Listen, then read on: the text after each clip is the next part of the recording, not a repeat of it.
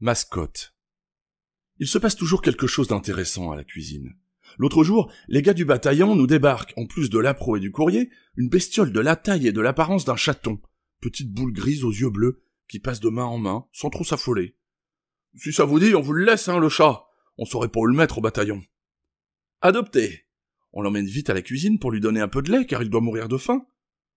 Non, même pas un coup de langue pour goûter. C'est du lait en poudre avec de l'eau du puits, mais quand même, quand on a faim. Il est trop petit, il doit encore téter. Bah non, c'est pas ça, il doit être malade. On aurait mieux fait de le laisser dans le bled. Mais non, c'est simplement qu'il a peur, vous êtes tous là, autour. Allez, dégagez, moi j'ai besoin de la table pour couper la viande, dit Gaston, brandissant un quartier de viande fraîche au-dessus des têtes. Et hop, personne n'a eu le temps de le voir. Un éclair gris est parti de la table pour venir se planter 1 mètre plus haut dans le quartier de viande. Impossible de lui faire lâcher prise. Bon prince, on lui sacrifie un petit bout de sa proie, puis un second, un troisième. Les petites dents s'affairent, découpent, déchirent, le ventre s'arrondit à vue d'œil. Ça y est, enfin repu. La bestiole rejoint son coin de table où elle se couche museau entre les pattes pour une sieste bien méritée après un repas aussi frénétique. La quille! Toute émotion un peu vive chez le Gus moyen se traduit par cette allusion claire à l'objet de son obsession. La quille! T'as vu ça?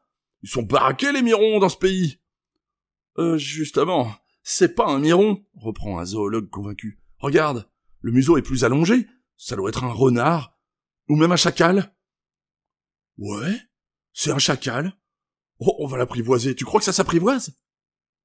Oui, l'avenir va nous enseigner que ça s'apprivoise parfaitement, surtout quand ça dispose des restes opulents de la cuisine d'une section en campagne. Avec l'imagination qui nous caractérise, nous l'avons baptisé chacal. Et ça a l'air de lui convenir, car il arrive en trottinant lorsqu'on l'appelle. C'est vrai qu'on a plus de succès encore avec un morceau de viande ou une carcasse de poulet. Comme toutes les mascottes, cet animal ne se connaît pas de maître particulier. Selon son humeur du moment, il couche dans une chambre ou une autre, sur le lit d'un Gus ou d'un autre, avec la certitude que personne n'y trouvera à redire. En contrepartie, chacun dans la section est autorisé à lui prodiguer caresses et bons traitements.